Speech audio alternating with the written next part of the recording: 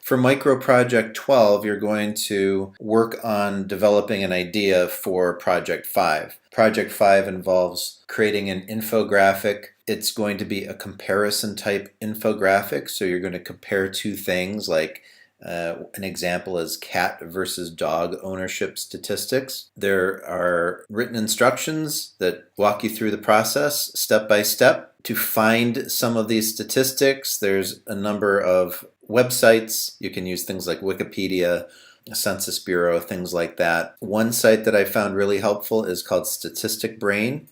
So there's a link here, and when you go to the link, it doesn't look like much, but you need to explore these different drop-down menus. So if we go to the demographic one and choose this demographic menu, there's lists of different types of statistics. So I'll just randomly click on one. Here's fish statistics, and it shows all kinds of data that concern fish. So finding two different things to compare, let's go back, and it might take a little bit of searching here. So we've got cat statistics over here and one called dog breed statistics over here.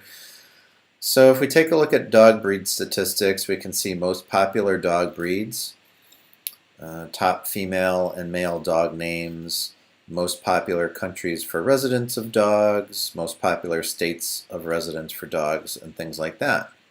If we go back to the, take a look at the cat one, and we see we've got some similar types of information. So most popular US cat breeds, most popular female and male cat names, top states with most cats. So this seems like it would be good, a good comparison, cats versus dogs. You've got equivalent types of statistics, things that can be directly compared. Most popular US cat breeds versus most popular US dog breeds. So that would work really well. You can also search the statistics. So for microproject 11, we're doing a infographic about favorite ice cream flavors. So if I type ice cream, since this is a free site, there's a lot of ads here, but if I scroll down, I can see here's the favorite flavor of ice cream statistics on Statistic Brain. One of the things you have to be aware of when you're looking at statistics is how do you interpret the data. This is pretty raw, and there's not a lot of information here about what these numbers mean. So I do discuss this in the tutorial for the practice infographic for microproject 11, so I'm not going to repeat it here. But just be aware that you're going to have to do some interpretation possibly. It might not be clear right away what the information means.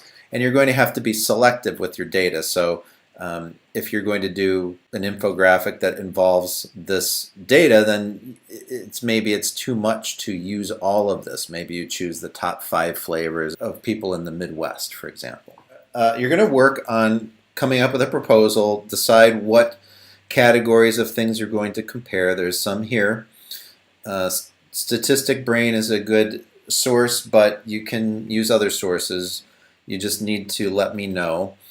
Just include some information in your proposal, come up with a color palette. None of this is set in stone. This can all be changed as you develop your idea. And you're going to submit the proposal to the link, but also email it to me. So if you're finished with it quickly, if you decide, if you know what you want to do, then and you want to get started on it, then send me an email and I'll respond to you.